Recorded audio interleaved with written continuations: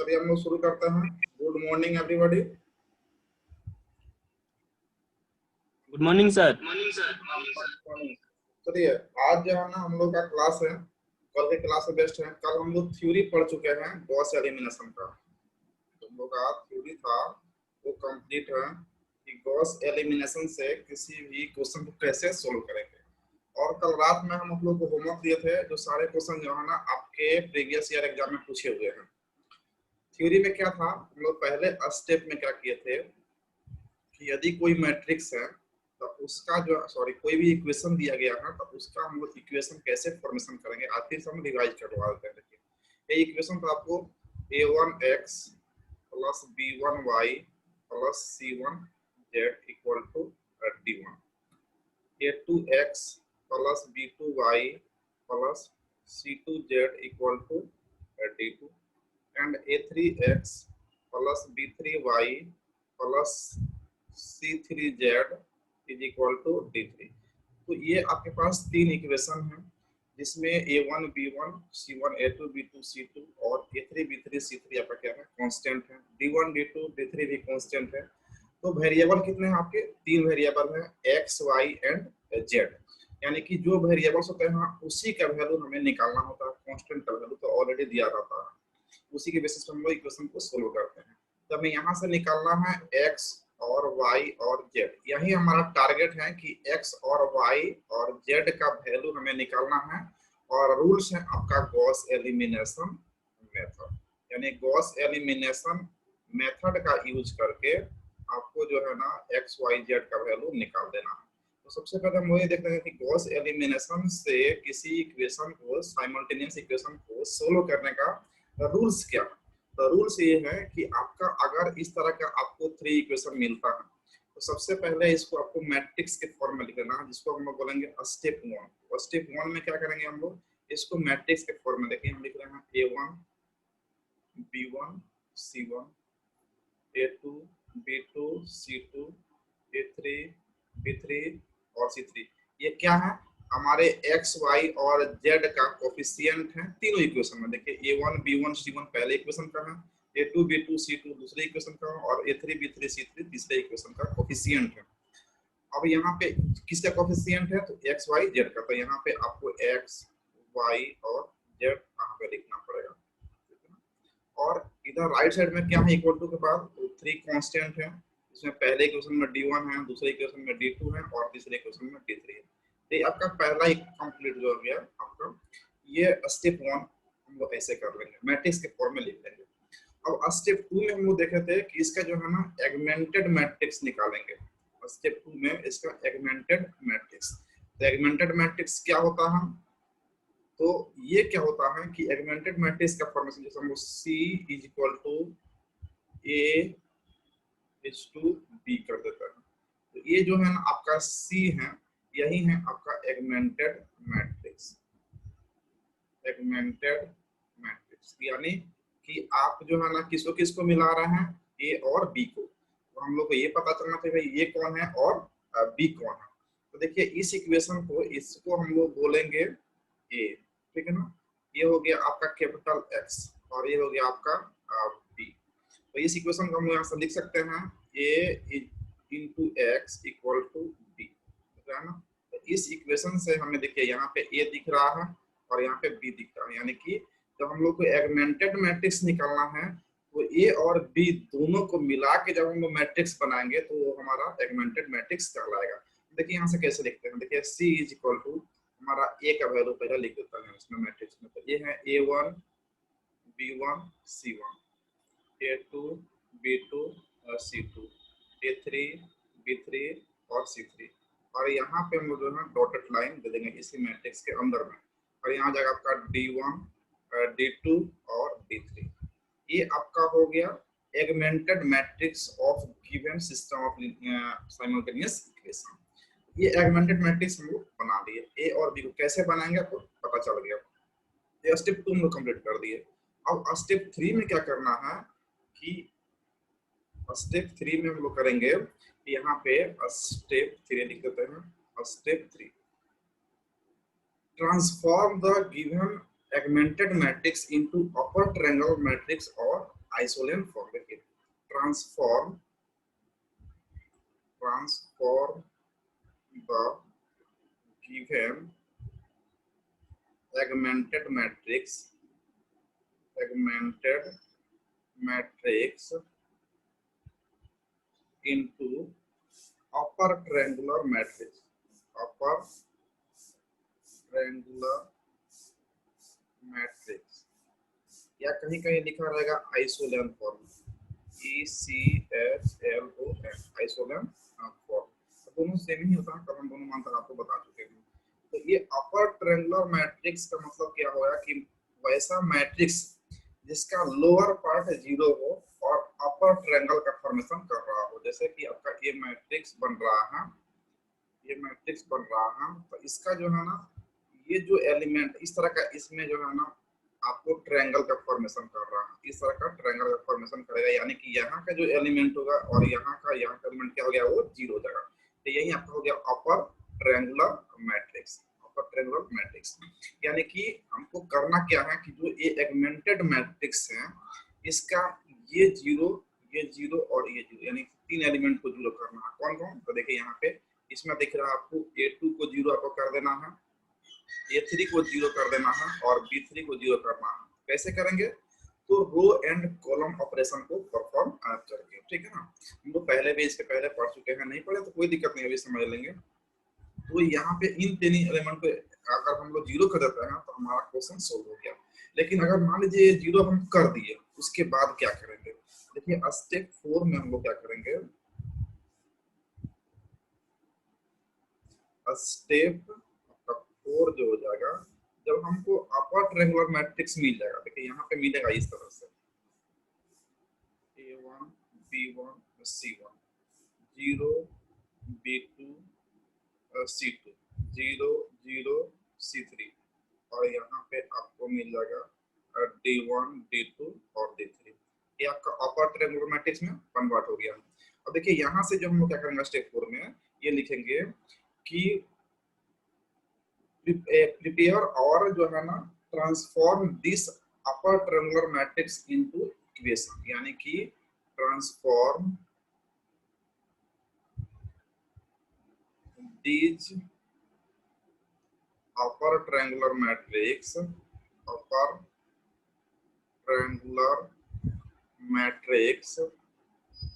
Into equation, यानी कि equation से हम लोग शुरू किए थे और फिर इक्वेशन का फॉर्मेशन कर रहे हैं मैट्रिक्स से। तो देखिए यहाँ से जब हम लोग निकालेंगे इक्वेशन, तो देखिए पहला इक्वेशन आपका बन जाएगा A1x plus B1y plus C1z equal to D1। दूसरा इक्वेशन बन जाएगा B2y plus C2z equal to D2 और थर्ड इक्वेशन बन जाएगा आपका C3z इक्वल टू D3। अब ये 3 इक्वेशन आपको मिल गया। अब तीनों इक्वेशन से जो है ना हम लोग स्टेप 5 में जाएंगे और स्टेप 5 में जो है ना जब इक्वेशन हमको मिल चुका है तो यहाँ से जब हम लोग लगा देंगे, यहाँ पे हम कर देते हैं step 5 back substitution method, back substitution method. और यहाँ से याद रखिए ये इक्वेशन थर्ड से जो है ना आपका सीधा सीधा जो है ना z equal to D3 divided by C3 मिल जाएगा, यानी कि z का वैल्यू हमको मिल गया। और इस z का वैल्यू जो हम लोग सेकंड इक्वेशन में पुट कर देंगे, देखिए z का जैसे वैल्यू पुट कीजिएगा तो आपको y मिल जाएगा, वहां से हम लोग y कैलकुलेट कर लेंगे। अब देखिए अब आपको z मिल चुका है और y मिल चुका है। अब इस z और y को इक्वेशन फर्स्ट में रखेंगे तो आपको x मिल जाएगा, तो यहाँ पे आपको x मिल गया। बस यही जो x y z आपको मिला यही आपका इस इक्वेशन का सॉल्यूशन है। यही 5 स्टेप्स हैं आपके गॉस एलिमिनेशन मेथड में। उम्मीद है कि आपको जो है ना ये थ्योरी का कांसेप्ट जो है ना क्लियर हो गया होगा। तो हम लोग क्वेश्चन को प्रैक्टिस कर लेते हैं। इतना में कोई दिक्कत है? इस कांसेप्ट में कोई दिक्कत है? थ्योरी में किसी को अगर दिक्कत है तो बोले।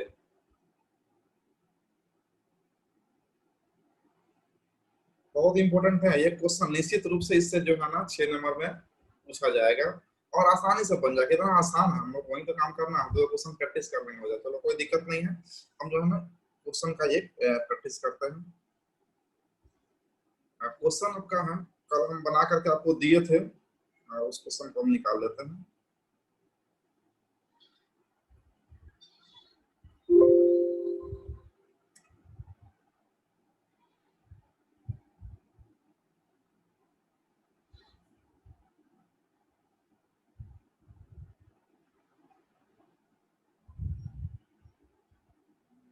Matrix Gauss elimination.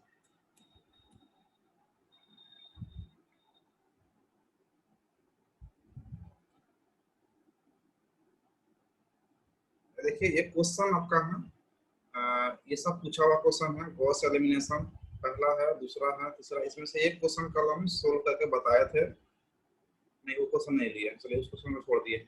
चलिए हम लोग कोई इसमें से एक क्वेश्चन ले लेते हैं। हम मानते हैं पहला ही क्वेश्चन हम यहाँ पे ले लेते हैं। तो ये हो गया आपका x minus 2y plus 9z।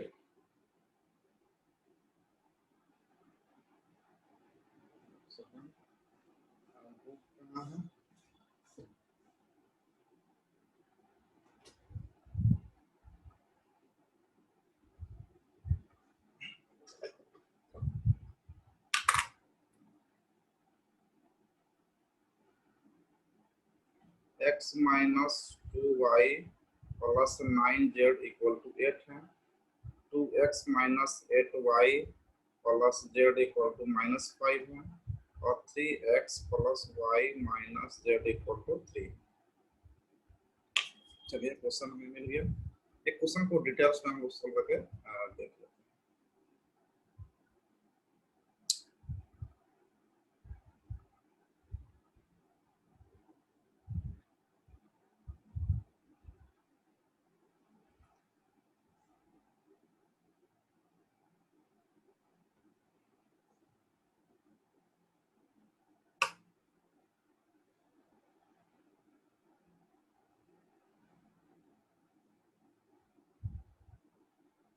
ये क्वेश्चन हमारा है, question x minus 2y plus 9z, x minus 2y plus 9z equal to 8। Second equation है 2x minus 8y plus z equal to minus 5। 3x plus y, 3x plus y minus z equal to है आपका 3। तो ये 3 equation है। और हम जो कल सोल्व करने से पहले हम बताए थे कि एक आपको जो है ना और ध्यान में रखना है कि अगर इन तीनों इक्वेशन में अगर किसी में x का कोफिशिएंट 1 है तो उसको ऊपर लेके जाएंगे। और जनरली जो है ना आपको जब एग्जाम में क्वेश्चन पूछा जाएगा तो इस तरह देखिए, यहाँ पे x का कोफिशिएंट 1 है, यहाँ पे 2 है और यहाँ पे 3 है। तो इस तरह वो अरेंज करके ही देगा। लेकिन बाय द वे अगर अरेंज करके नहीं देता है तो आप ध्यान रखेंगे उस इक्वेशन को सबसे ऊपर ले आकर रख लेंगे जिसका कोफिशिएंट 1।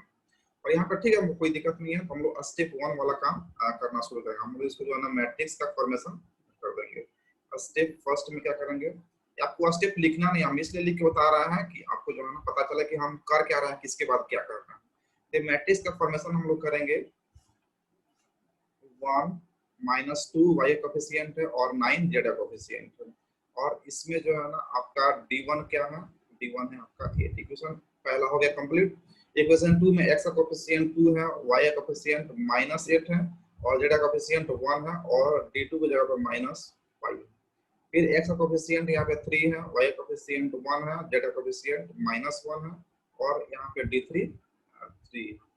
ये हो गया आपका, मिल गया मैट्रिक्स। हम सीधा एगमेंटेड मैट्रिक्स निकाले, मैट्रिक्स नहीं निकाले। अगर मैट्रिक्स निकालते तो ऐसा होता, आपको 1 माइनस 2 9 2 माइनस 8 1 और 3 1 -1।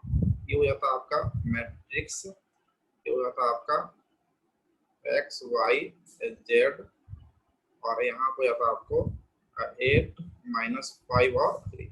तो ये आपका जो था स्टेप फर्स्ट में था। हम सीधा ही एगमेंटेड मैट्रिक्स निकाल लिए।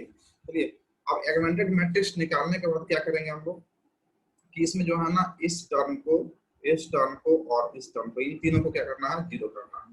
तो हम देखेंगे रो ऑपरेशन सबसे पहले करेंगे। तो ये देखिए आपका ये पहला रो है, रो 1 है, ये रो 2 है और ये रो 3 है। तो रो 1 में 2 से मल्टीप्लाई करके और रो 2 में माइनस कर देंगे कि हम यहाँ पे लिख रहे हैं जो करने वाला है।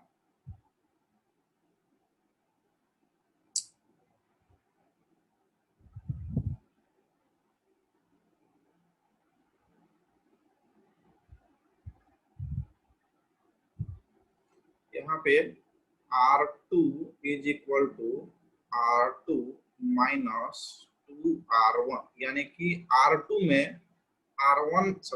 में 2 से मल्टीप्लाई करके उसको R2 में माइनस कर देंगे तो हमारा जो है ना ये वाला टर्म जो है ना आपका 0 हो जाएगा। देखिए यहाँ पे हम R2 लिख रहे हैं, R2 क्या है 2 माइनस 8 1 माइनस 5। आप ऐसा भी आप में साइड में लिख सकते हैं एग्जाम में। और R2 R1 हम लिख रहे हैं, R1 का वैल्यू क्या है देखिए 1, 2 से मल्टीप्लाई करेंगे 2 हो जाएगा, ठीक है ना। फिर यहाँ पे 2 है माइनस 2 है तो इसमें 2 से मल्टीप्लाई करेंगे तो माइनस 4 हो जाएगा। फिर इसमें जो है ना 2 से मल्टीप्लाई करेंगे 9 में तो कितना हो जाएगा 18 हो जाएगा। और यहाँ पे 8 में मल्टीप्लाई करेंगे तो कितना हो जाएगा 8 दूना 16 हो जाएगा। अब इसको माइनस करना सबको, ये हो जाएगा आपका माइनस, तो ये 2 और 2 क्या हो जाएगा कट के आपको 0 हो जाएगा। यहाँ पे जो आप माइनस करेंगे तो देखिए ये हो जाएगा क्या, ये प्लस हो जाएगा, यहाँ माइनस माइनस प्लस हो जाएगा। तो माइनस 8 में से 4 घट जाएगा, कितना हो जाएगा माइनस 4। यहाँ पे आपको 1 में से 18 घटाएंगे तो माइनस 17, और यहाँ पे माइनस 5 और माइनस 16 कितना हो जाएगा माइनस 21। यानी कि ये जो है ना आपका कौन सा रो बन गया, आपको R2 रो बन गया, यानी कि माइनस करने के बाद जो है ना ये R2 बना। अब तो यहाँ पे देखिए ये पहला टर्म आपका 0 हो चुका है, अब इसको 0 करना है ये 3 को, तो क्या करेंगे वही काम, यानी कि R3 में जो है ना घटाएंगे किसको, 3 से गुना करके R1 को, 3 से गुना करके R1 को घटा लेंगे। तो आप यहाँ पे वो भी देख सकते हैं कि हम यहाँ पे R3 लिख ले रहे हैं, R3 में 3 1 माइनस 1 और 3, ये आप कंप्लीट R3 रो हो गया। इसमें माइनस कितना से करना है तो 3R1 से, तो 3 से मल्टीप्लाई करेंगे तो 3 हो जाएगा पहला में, माइनस 6 हो जाएगा, यहाँ पे 27 हो जाएगा, और यहाँ पे आखिर का 24 हो जाएगा। इसको अब माइनस करना है, यहाँ माइनस ये प्लस हो जाएगा, माइनस माइनस, तो ये जो है हमें कट के क्या हो गया 0 हो गया। ये हो जाएगा आपका प्लस हो गया 6 और 1 7 हो गया, यहाँ पे माइनस 27 है और माइनस 1 है माइनस 28 हो गया, और यहाँ माइनस 24 में से 3 प्लस हो जाएगा तो कितना हो जाएगा माइनस 21। तो ये हो गया आपका R3, ये मिल गया आपका R3। अब इक्वेशन का आपका फॉर्मेशन जो होगा फाइनल तो आपका इस तरह का आएगा। पहला इक्वेशन में कोई छेड़छाड़ नहीं है तो 1 है माइनस 2 है 9 है, और यहाँ पे क्या हो गया आपका 8 हो गया। अब देखिए R2, तो R2 यहाँ पे है, ये R2 है आपका, तो R2 में क्या हो जाएगा 0, उसके बाद हो जाएगा -4, उसके बाद हो जाएगा -17 और फिर -21। फिर ये हो गया आपका R3, यहाँ देखिए R3 है, R3 हो गया 0 7 -28 और -21। ये हो गया आपका कंप्लीट फिर से इक्वेशन, ये ऑपरेशन परफॉर्म करने के बाद। अब इसके बाद जो है ना देखिए हमको सारा टर्म तो 0 हो चुका है, 2 हो चुका है, लेकिन इसको भी करना है तभी हमारा इक्वेशन जो है ना सोल्व हो पाएगा आसानी से। तो इस 7 को 0 करने के लिए हमें क्या करना पड़ेगा वो देख लीजिए। अब हम लोग अगर R1 को इसमें परफॉर्म करेंगे तो देखिए यहाँ पे 1 है, कुछ भी करेंगे तो फिर ये 0 नहीं रहेगा, तो ये ध्यान देना कि हम लोग R2 को ही लेंगे। तो हम क्या करेंगे देखिए इस रो में जो है ना R2 में क्या करेंगे हम लोग मल्टीप्लाई करेंगे 7 से, ठीक है ना, और R3 में मल्टीप्लाई करेंगे हम लोग 4 से। देखिए कहाँ से कॉन्सेप्ट आया, यहाँ पे 4 है और यहाँ पे 7 है, तो मल्टीप्लाई करने के बाद क्या हो जाएगा आपका दोनों 21 हो जाएगा, 28 हो जाएगा, और दोनों को प्लस कर देंगे क्योंकि ये माइनस में है यहाँ पे 4 और यहाँ पे प्लस में है, तो दोनों को जब प्लस करेंगे तो क्या हो जाएगा आपका तो 0 हो जाएगा। तो हम सीधा सीधा लिख दे रहे हैं कि मल्टीप्लाई करके ही लिख दे रहे हैं। तो इसको मल्टीप्लाई करके जब हम लोग लिखेंगे, कलर चेंज कर दे रहे हैं, जब मल्टीप्लाई करके यहाँ पर लिखेंगे तो ये हो जाएगा आपका इस तरह का मैट्रिक्स। पहला में कोई छेड़छाड़ नहीं है, -2 9 है, यहाँ पे 8 हो गया, यहाँ पे 4 से मल्टीप्लाई कर 7 से मल्टीप्लाई कर रहे हैं, ये हो जाएगा 0, जगह -28 और यहाँ हो जाएगा -17 और गुना कितना हो जाएगा 7, -17 गुना 7, ये ध्यान रखना। यहाँ पर जगह -21 इंटू 7, यहाँ जगह आपको 4 से मल्टीप्लाई कर रहे हैं तो ये जगह 0, ये हो जाएगा 28 और ये हो जाएगा आपका -28 और मल्टीप्लाई बाई 4, ये हो जाएगा आपका -21 मल्टीप्लाई बाई 4। बहुत लंबा हो रहा है क्वेश्चन, कोई दिक्कत नहीं है। ये हो गया। देखिए अब क्या करेंगे, इन R2 और R3 को प्लस करेंगे, R2 और R3, ये हो गया आपका R2 और ये हो गया R3। जब इसको प्लस करेंगे तो क्या आएगा, देखिए प्लस करने के बाद क्या आएगा, 1 -2 और 9, इसमें कोई छेड़छाड़ नहीं है। यहाँ पे 8 हो गया, ये हो गया 0, ये हो गया -28 और ये हो गया -17 गुना 7, ये हो जाएगा -21 इंटू 7। आप मल्टीप्लाई करके लिख सकते हैं, मल्टीप्लाई करने का। अब देखिए R3 में करना क्या है, R3 equal to R3 plus R2 करना है, यानी कि R3 और R2 को जोड़ करके कहाँ लिखना है, R3 की जगह पे लिखना है। हम जोड़ेंगे तो 0 + 0 0 हो जाएगा, इन दोनों को जोड़ देंगे तो 0 + 0, फिर इन दोनों को जब जोड़ेंगे तो देखिए प्लस माइनस हो जाएगा, ये 0 हो जाएगा। फिर इन दोनों को जोड़ेंगे, देखिए इन दोनों को जोड़ करके R3 के यहाँ इसके जगह पे रख देंगे, तो यहाँ पे 17 गुना -17 गुना 7 है, यहाँ पे -28 गुना 7 है, तो -17 गुना 7 और प्लस -28 गुना कितना है 4, इसको ध्यान में रखना है। और फिर यहाँ पे कर देंगे, देखिए यहाँ पे दोनों में -21 है, तो -21 कर लिया हम लोग, -21 गुना 7 और प्लस -21 गुना 7, -21 अगर हम लोग कॉमन कर लेंगे तो बचेगा 7 + 4। ये हमारा इतना लंबा आ रहा है इक्वेशन। अब देखिए हमारा यहाँ से क्वेश्चन सोल्व हो चुका है। अब इसको हम लोग मल्टीप्लाई करके लिखते हैं, देखिए -17 गुना 7 है और -28 गुना कितना है 4 है, तो हम लोग 7 दोनों में से कॉमन कर लेते हैं, 7 कॉमन करेंगे तो इसमें -17 हो जाएगा और यहाँ पे प्लस, क्योंकि माइनस कॉमन कर रहा है तो माइनस ही रह जाएगा यहाँ पे, तो यहाँ पे 28 में से 7 निकल गया, कितना हो गया 4 जगह 4 का 16 हो जाएगा। देखिए ये हो जाएगा आपको, और यहाँ पे प्लस किए हैं ना, प्लस किए हैं और दोनों यहाँ पे माइनस का, ठीक है। ये हो जाएगा आपका, ये तो हो ही चुका है, और 17 17 कितना हो जाएगा, ये जो हम लोग मल्टीप्लाई करेंगे तो हम लोग का नया इक्वेशन मिल जाएगा। हम कलर चेंज कर ले रहा है, इसको जो है ना ऊपर लिख रहा है, इसको ऊपर लेके जा रहा है, तो यहाँ पे हो जाएगा 1 -2 और 9 हो जाएगा आपका 8, ये हो गया पहला में, ये हो गया आपका 0 हो जाएगा -28 और ये हो गया 17 85 17 119 119 माइनस में आएगा 119 माइनस में, यहाँ पे हो गया 21 7 7 एकम 7 और 7 गुना 14 147, ये भी माइनस में आ गया।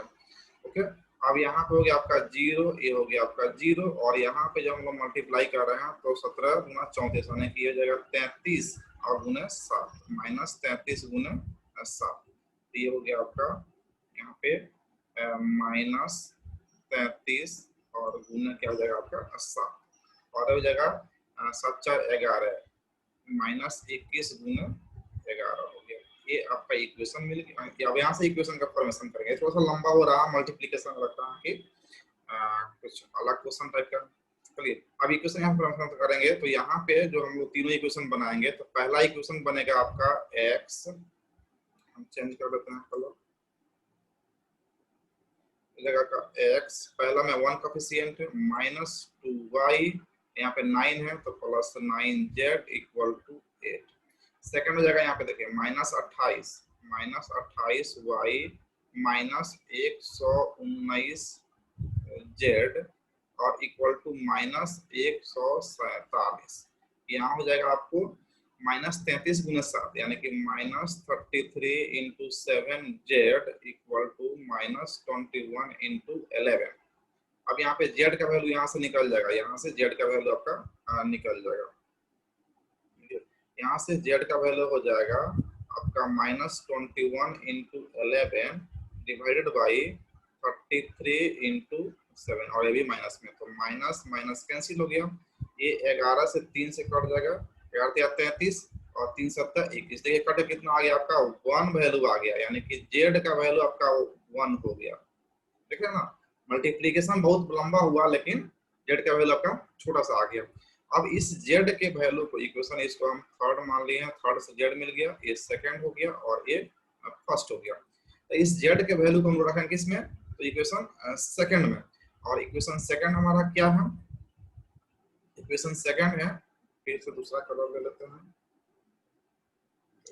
इक्वेशन है ना -28 y -119 और z का जब क्या हो जाएगा आपका 1 हो जाएगा इक्वल टू -147।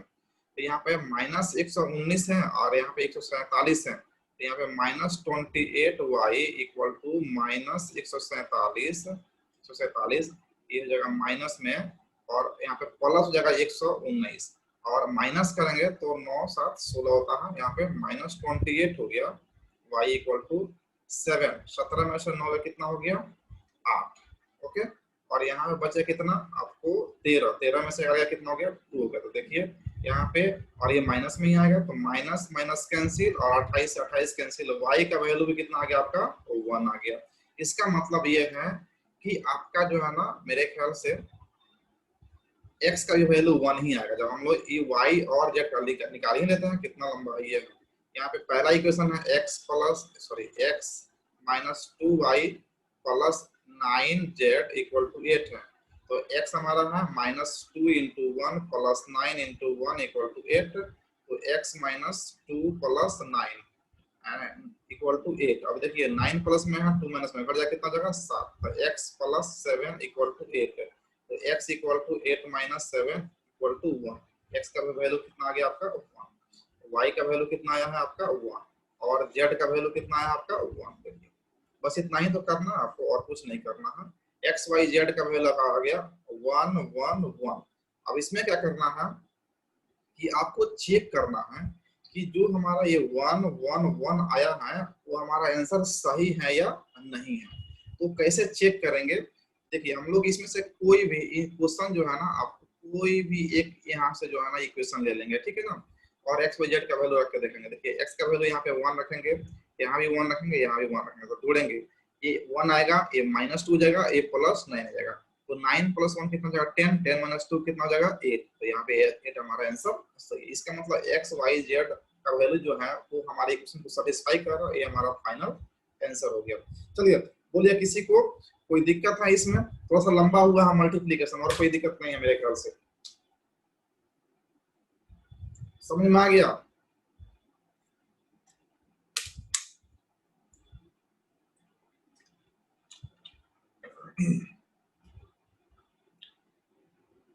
सबको समझ में आ गया? Yes sir. तब हम लोग जो है ना 4 क्वेश्चन दिए हैं जिसमें से एक क्वेश्चन ये जो हम बना ही दिए, ठीक है। थोड़ा सा आवाज पर छोड़िए, जैसे देखो हम बताते हैं कहां से कहां तक गए हैं वो बता देते हैं। पहले हम क्या किए हैं कि यहाँ पे जो है ना हम लोग एगमेंटेड मैट्रिक्स सीधा निकाल लिए हैं। एगमेंटेड मैट्रिक्स इसमें जो है ना ये 2 इक्वेशन को परफॉर्म किए हैं, यानी कि R2 यही इंपॉर्टेंट है, मेन रो ऑपरेशन और कॉलम ऑपरेशन करना है, बस ये समझ गए तो बाकी सब क्लियर है, ठीक है ना। तो यहाँ पे R2 equal to R2 minus 2R1 और R3 equal to R3 minus 3R1 करना है। और ये करने के बाद हमको जो है ना ये इक्वेशन प्राप्त हुआ मैट्रिक्स। अब ये क्यों किए, क्योंकि देखिए यहाँ पे मैट्रिक्स में देखिए यहाँ पे आर्गुमेंटेड में 1 कोफिशिएंट है, यहाँ पे 2 है और यहाँ पे 3 है। तो हम देख रहे हैं कि अगर इसमें अगर हम 2 से मल्टीप्लाई करके और इसमें माइनस करेंगे तो ये 0 हो जाएगा। तो इसलिए हम यहाँ पे 2 से मल्टीप्लाई करके माइनस कर दिए। बस हमको इसी क्वेश्चन को देखना, इधर इधर क्या हो रहा है उससे हमको कोई मतलब नहीं, बस इसको 0 करना। यहाँ पे 3 है तो ये देख रहे हैं कि इसमें अगर हम 1 में 3 से मल्टीप्लाई करके इसमें माइनस करेंगे तो ये भी 0 हो जाएगा, तो 0 कर देंगे। तो ये दोनों 0 तो हमारा पहले ही बार में हो जाएगा, बस बच जाएगा हमारा ये वाला पॉइंट। तो इसको हम एक बार और करेंगे, हो सकता है कि इसी बार में 0 हो जाए किसी किसी इक्वेशन में, लेकिन नहीं 0 होगा तो एक बार और करेंगे, ठीक है ना, और देख के करेंगे। और वो जो सेकंड वाला जो हम इक्वेशन करेंगे तो इसी में करेंगे, R3 और R2 में करेंगे, क्योंकि ये दोनों 0 हो चुका है तो ये दोनों 0 हमेशा ही रहेगा, ठीक है। तो इसी को जो है ना हमको करना है। अब इसमें क्या करना है, ये जब 0 हो जाएगा तो यहाँ पे देखो ये इक्वेशन हम लोग किए हैं, फिर इसके बाद यहाँ तक आया है और इसके बाद जो है ना फिर से हम लोग क्या है 7 से मल्टीप्लाई किए 4 से। क्यों किए हैं, ये देखो ये 7 से मल्टीप्लाई इस इक्वेशन में कर दिए और ये 4 से मल्टीप्लाई इस इक्वेशन में कर दिए, तो ये क्या हो जाएगा, ये दोनों 28 हो जाएगा और प्लस करेंगे तो 0 जाएगा, प्लस में माइनस में है और ये दोनों 0 है तो 0 ही रह जाएगा, ठीक है ना। तो फाइनली हमारा ये जो है ना 0 हो जाएगा। और ऐसा करने के बाद जो है ना ये इक्वेशन मिला है और यहाँ पे क्या किया है, ये मल्टीप्लीकेशन करने के बाद आया है, ये क्या है मल्टीप्लीकेशन करने के बाद ये हमको प्राप्त हुआ है। और इसके बाद में ये ऑपरेशन देखो, यहाँ पे ये ऑपरेशन परफॉर्म किया, यानी कि R3 इक्वल टू है यहाँ R3 प्लस R2, यानी कि R3 और R2 को जोड़ करके कहाँ रख देना, R3 की जगह पे रख देना है। तो वही यहाँ पे किए हैं, ये जो है ना यहाँ पे हुआ है। और यहाँ पे जब इतना आ गया तो बस यही मल्टीप्लीकेशन थोड़ा सा लंबा दिख रहा है और कोई बात नहीं है। तो ये हमारा यहाँ तक सोल्यूशन हमारा हो गया, यहाँ तक हमारा क्या हो गया, सोल्यूशन ये हो चुका है। अब इसको क्या करना है कि हमको इक्वेशन का फॉर्मेशन करना है। तो यहीं से हम क्या कर दिए हैं, थोड़ा सा यहाँ पे फ्रेश लिख दिया है ऊपर में, और इससे जो है ना हम लोग इक्वेशन को यहाँ पे बना लिए हैं। जब इक्वेशन बन गया तो हमारा z का वैल्यू निकलेगा, z का वैल्यू सेकंड में रखेंगे तो y का वैल्यू निकल जाएगा, और z और y रखेंगे फर्स्ट में तो हमारा x निकल जाएगा। बस इतना ही करना है किसी भी इक्वेशन को सोल्व करने के लिए, और इसमें कोई एक्स्ट्रा कुछ नहीं करना है, ठीक है। अब जो है ना एक इक्वेशन हम ये बना कर दिखा दिए, और ये रिकॉर्डेड वीडियो है, तो आप जो है ना आपको सेंड कर देंगे, दोबारा भी आप इसको देख करके अगर कोई दिक्कत है तो समझ सकते हैं। और बाकी जो 3 क्वेश्चन जो दिए हैं होमवर्क के रूप में, आज उसको बना करके और तीनों को भेजना है। अगर कोई क्वेश्चन नहीं बन रहा तो वो भी आपको भेजना है कि सर ये क्वेश्चन सोल्व नहीं हो रहा है, कहाँ पे नहीं हो रहा वो भी हम देखेंगे, क्योंकि मैं आपको लिख करके और पीडीएफ बना के सेंड करना है कि कहाँ पे आपको प्रॉब्लम हो रहा है, तो उस प्रॉब्लम को हम सोल्व करेंगे, पता चले कि आपको कहाँ पे समझ में नहीं आ रहा है। दूसरा चीज ये है कि आज जो है ना जो इवनिंग का जो क्लासेस है आपको सी लैंग्वेज का, वो जो है ना जाने वाला कि हम लोग का प्रिंसिपल जो है ना आज रिटायर कर रहा है, आज फेयरवेल पार्टी के सामने। दूसरा क्लास जो है ना अभी हम एक लिंक सेंड कर रहे हैं, उस लिंक पर जो है ना आज हम लोग करेंगे क्या, तो एरिया हमारा लगभग में कंप्लीट हो चुका है। उसका जो है ना प्रीवियस ईयर का क्वेश्चन देखेंगे, कौन कौन क्वेश्चन पूछा गया है और कौन कौन क्वेश्चन हम लोग बनाने में सक्षम अभी तक हो चुके हैं, ठीक है ना। बस उसी का जो है ना अभी लिंक सेंड कर रहे हैं। किसी को दिक्कत अभी क्लास करने में तो बोलो, देखो क्लास ज्यादा नहीं, 15-20 मिनट पे चलेगा, 15 मिनट।